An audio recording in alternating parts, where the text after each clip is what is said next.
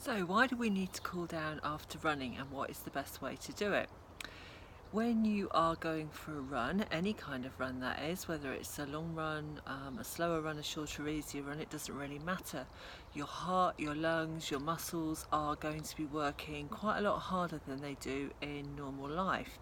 So if you suddenly come to a stop and you have been working that hard, you are probably going to not feel great when you come to that stop, simply because the blood in your body is going to start pooling up in your legs, and it's going to leave you feeling quite lightheaded and quite dizzy.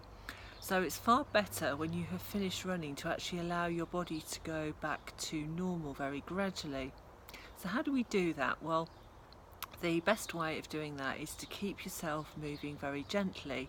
So if you've been for a harder run, and by that I mean a run where you've been working so that you're quite significantly out of breath, so it might be you've been trying for a parkrun PB, or it might be that you've been doing some kind of speed work, then what you need to do is to continue moving, but at a gentle jog to start with, and then moving into a walk. If you've been for perhaps a longer, slower run or a more social run, then you would be just as good to just gently move into some walking afterwards, rather than suddenly stopping at the end.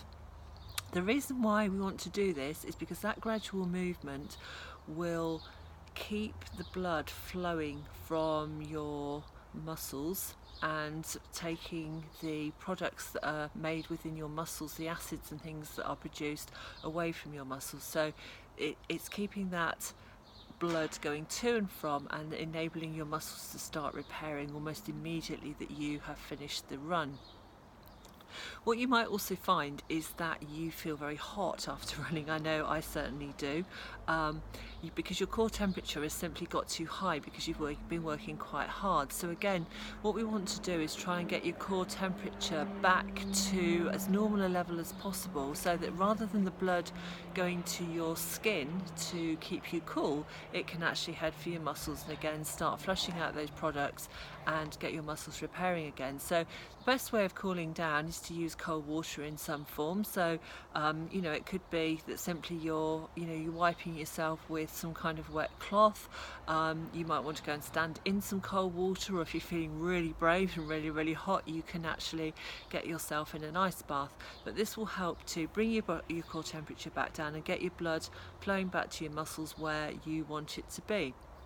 So in a nutshell, cooling down is all about getting your body back to its normal operating system, so that your blood can be used to start the muscle repair that you need. And the sooner you can do that, sooner you can get yourself cooled down, the quicker the recovery process can begin.